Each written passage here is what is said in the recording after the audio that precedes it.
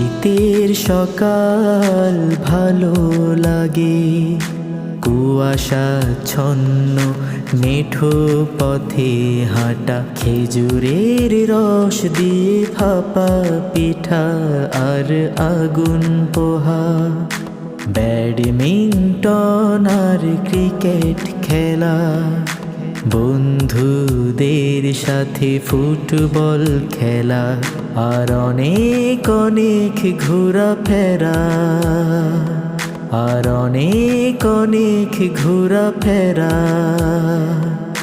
শীতের সকাল ভালো লাগে, শীতের সকাল ভালো লাগে।